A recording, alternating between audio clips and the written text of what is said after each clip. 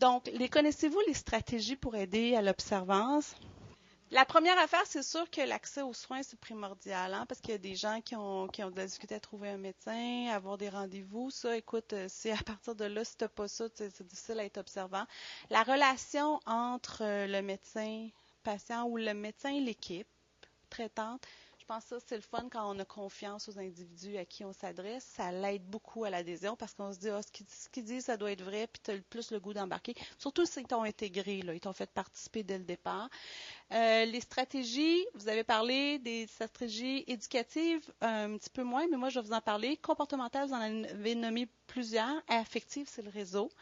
Donc, et puis des solutions ou des outils novateurs, vous avez parlé entre autres du nombre de doses qui diminue. OK? Fait que je revois ça avec vous. Fait que les stratégies éducatives, ça, c'est beaucoup ce que votre équipe, les gens que vous avez rencontrés, le pharmacien, toute l'équipe médicale, et ce que je disais tout à l'heure, faire un choix ensemble de thérapie en fonction de qu'est-ce qu'on est prêt à accepter ou pas. La semaine passée, j'ai vu quelqu'un qui me dit, ils sont grosses en maudit tes pilules, puis même quand j'ai coupe en deux, c'est encore trop gros, puis quand j'ai coupe en petits morceaux, il reste pris à quelque part, puis ça goûte dégueulasse. Les effets indésirables aussi, oups. Il y a des gens qui vont me dire, parle-moi pas de faire un rash, je te le dis, là, si j'ai un risque de faire un rash, il n'y en est pas question. Parce que moi, j'en ai déjà fait un avec les oreilles grosses comme ça, puis j'ai enflé, puis j'ai presque étouffé. Je ne veux pas de rash. Fait qu'il faut essayer de voir qu'est-ce qui est tolérable pour la personne. La gestion de ces effets aussi, des fois, on peut dire, écoute, j'ai un compromis avec toi, si ça arrive, on pourra utiliser ça à ce moment-là, es-tu d'accord? Comment on va les gérer? Puis c'est quand que c'est dangereux ou pas. Les objectifs. Bon, ça, c'est tout l'enseignement qu'on va faire au départ. Les stratégies comportementales, vous en avez nommé plusieurs. Ça permet de développer des habiletés afin de mettre en pratique le plan thérapeutique. Par exemple, vous avez parlé de pilulier, l'avertisseur sonore, ça c'était faire sonner le cellulaire. Ça peut être une montre. Il y en a qui me sont arrivés avec des affaires sur Internet assez flyées. Et l'horaire aussi. Moi, j'ai l'habitude de faire un horaire avec les photos de pilules. Je trouve que même si on ne l'utilise pas tout le temps, après, au départ, ça l'aide parce qu'on a pris le temps de mettre les heures, on a pris le temps de mettre la pilule, on a pris le temps de mettre le nombre à côté, puis ça l'identifie, ça l'établit une routine. Fait que là, c'est plein de choses qui existent. Ça, c'est le dispil que monsieur parlait tout à l'heure. Ça ressemble à ça, un dispil. On fait juste perforer l'alvéole, puis on a notre dose du matin. Selon la journée, on peut partir avec la bandelette au complet. Ça, c'est les fameux de montres, mais c'est inimaginable ce qu'il y a sur ce site-là. Là. Le epill.com, les gadgets qu'il y a là-dessus pour prendre ces médicaments, c'est vraiment flyé.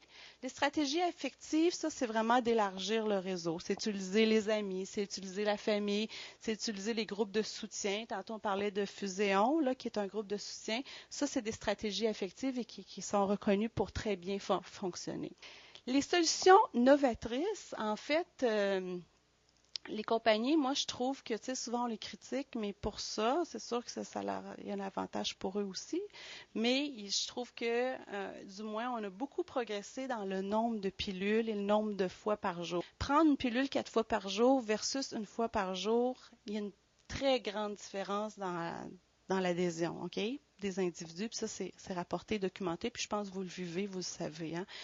Vous savez que bientôt, il va y avoir la AAA. Ce ne sera pas bon pour tout le monde. Ça va dépendre des résistances. Mais quand même, quelqu'un qui initie une thérapie depuis 2 semaines pourrait avoir juste une pilule une fois par jour, le soir au coucher. Effectivement, ça combine le Truvada avec le Sustiva. OK? Et ça fait une pilule au coucher. Donc, pour vous encourager aussi dans la classe des IP, vous savez qu'on a fait beaucoup de progrès aussi. Le Caletra qui était 6 capsules quand on le prenait une fois par jour avec des capsules qui donnaient un petit peu plus de diarrhée, puis qui devaient garder au frigo si on l'utilisait plus tard qu'un mois. Bon, maintenant, on a des comprimés qui peuvent être pris entre autres avec ou sans nourriture et qui n'ont pas besoin de garder au frigo, puis ça nous fait 4 pilules. Ça, vous l'avez peut-être pas vu encore, le Réatase. C'était 2 capsules de 150 quand on le combinait avec le Norvir. Maintenant, il y a une capsule de 300 disponible. OK. Ensuite, je lisais, il n'y a pas plus tard que la semaine passée, qu'aux États-Unis, quand on mettait le Telzir avec le Norvir, on mettait 2 comprimés de Norvir, puis les gens n'aimaient pas beaucoup ça. Plus d'effets gastro-intestinaux. Puis ils ont réussi à démontrer qu'on pourrait enlever juste une pilule de Norvir. Dans la nouvelle monographie aux États-Unis du Telzir, une fois par jour, c'est juste une pilule de Norvir au lieu de 2. Dans les solutions aussi pour des gens plus vulnérables qui vivent dans la rue, puis tout ça, il y a comme un projet qu'on a fait au CHUM qui s'appelle l'équipe mobile, qui les suivent, qui les accompagne aux rendez-vous médicaux. Tu sais, c'est plus du suivi là, de proximité. Et puis, le TADO, c'est une autre chose qu'on fait, c'est qu'on laisse les médicaments chez le pharmacien, puis ils vont tous les jours chez le pharmacien prendre leur pilule devant le pharmacien. Ça aussi, ça améliore. On a des très, très bons succès avec ça. Donc, les conseils, vous les avez dit, j'y passe vite. Intégrer la médication dans votre mode de vie, ça, c'est hyper important, OK? Prenez le temps de regarder qu'est-ce qui vous convient, puis à quelle heure que ce serait le mieux pour vous.